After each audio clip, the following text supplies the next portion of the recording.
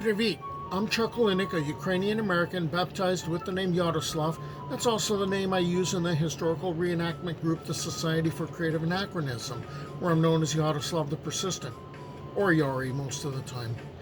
As I attempt to cover topics medieval in Eastern Europe, I'm wading through all sorts of historical material and primary sources and folklore and culture and creating videos which I share on my YouTube channel, which would be really freaking cool if you subscribe to it, by the way. I'm a former history teacher, so I tend to think along the lines of thematic stuff and ordering material in a chronological way.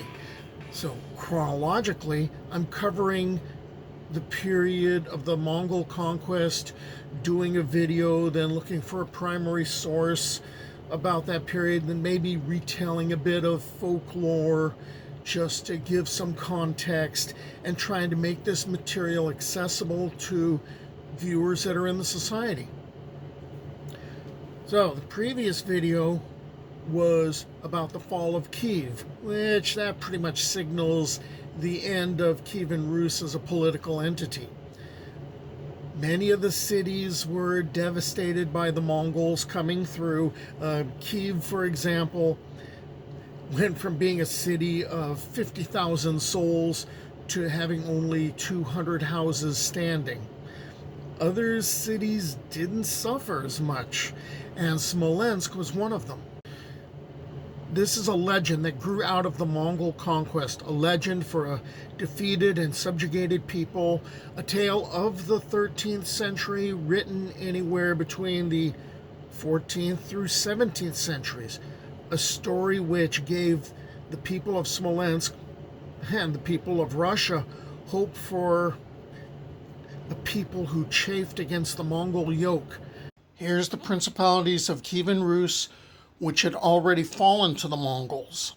After the destruction of Ryazan, Batu Khan's horde pushed on into the Principality of Vladimir Suzdal, which fell by 1238. After having subdued those two principalities, the Mongols attempted to conquer Novgorod. However, because of the spring floods and unable to attack Novgorod, which would surrender eventually, but that's a different story, they turned southward to the principality and city of Smolensk due to its central position in Kyivan Rus, and it was one of the strongest princedoms in Eastern Europe. For some reason that remains indiscernible from historical writings, maybe it was the flooding, the Mongols were unable to capture Smolensk. From that event, the legend of Mercurius of Smolensk, the protector of the city, grew. Never mind that the Mongols moved on into southern Rus and devastated Kyiv and other cities by 1240, or that Batu Khan invaded Hungary the next year, 1241, and that after defeating the Hungarians, returned to Mongolia to participate in the Kurultai, the selection of the new Khan, because the great Khan Ogadai had passed in that year. And never mind the invention in this story that King Stephen of Hungary killed Batu Khan. Okay, which Stephen? Stephen IV died in 1165, and Stephen V was born in 1239, which makes him maybe 2 years old when he killed Batu Khan. Yeah, right. I mention this because this kind of gives you an idea of how these stories would form. It's a real typical story. It's got typical themes in Russian epics. You have a pious Russian knight, and he is fighting against nomadic invaders. And, bring in details about the lives of saints. And you got an idea of how these stories are going to work for this time period. This was probably based on Mercurius of Caesarea, a Roman soldier of Scythian descent, alive in the 200s. It was probably written in the 14th century, maybe a bit later, and absorbed Russian folklore elements. There's also a number of different versions. Let's get to one of the versions of the tale, the heroic deeds of Mercurius of Smolensk.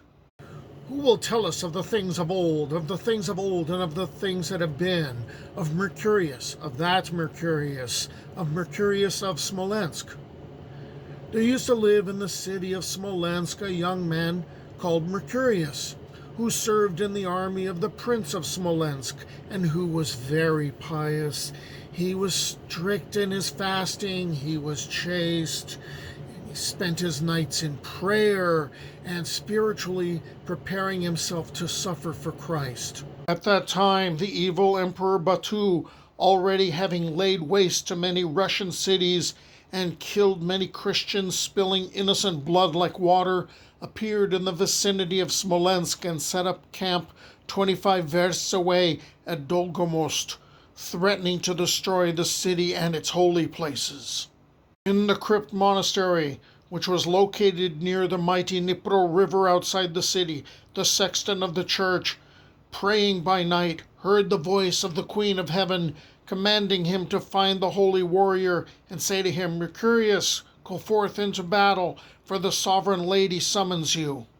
The soldier went himself to the cathedral and fell to his knees, where he heard the voice of the all-pure Virgin. "Mercurius, my chosen one, I send you to take revenge for the Christian blood which has been spilled.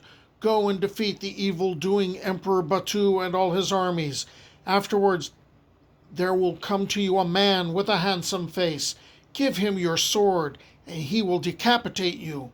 Then take your head in your hands and return to your city, and there you will pass away and be buried in my church." The Virgin gave Mercurius her blessing, armed him with a sword, and told him to go to Batu's camp and attack the foe boldly. The warrior of Christ, Mercurius, set off that very night to the Tatar camp at Dolgomost. He fought there with the leader of the Tatar army, a giant possessed of immense strength. He killed him and entered into single combat with the enemy host, invoking the name of the Lord and of the all-pure Theotokos. The holy warrior destroyed many of the enemy.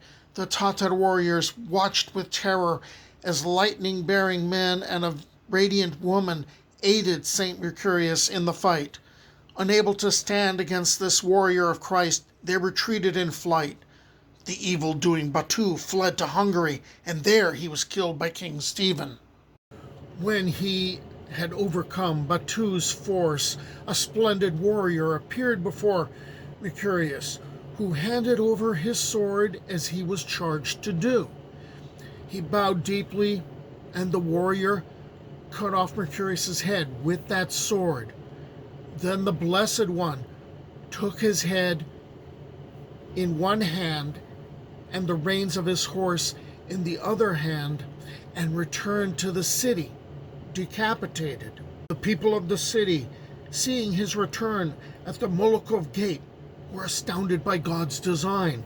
The inhabitants of Smolensk, saved through the miraculous intervention of the Lord and the most holy Theotokos, reverently buried the body of the soldier martyr in the cathedral. Soon after his death, St. Mercurius appeared in a vision to the church warden and ordered that his armor and sword be hung over his grave, promising the Smolensk people constant help and intervention in every sorrow and struggle. The sandals of the holy martyr Mercurius are still preserved in the Smolensk Cathedral Church unto this very day.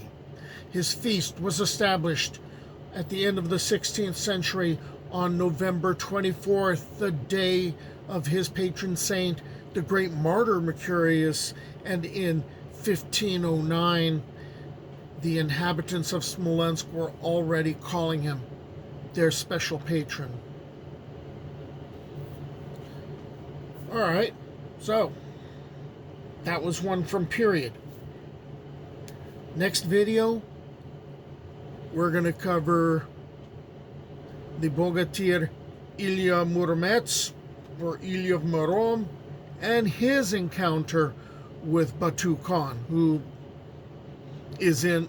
basically is the big bad in a number of these tales. So until the next time, do побачення. It was at the feast I heard this tale, there it was I drank mead ale. Though it flowed down my beard, my mouth stayed dry, for never a drop passed my lips, swear I.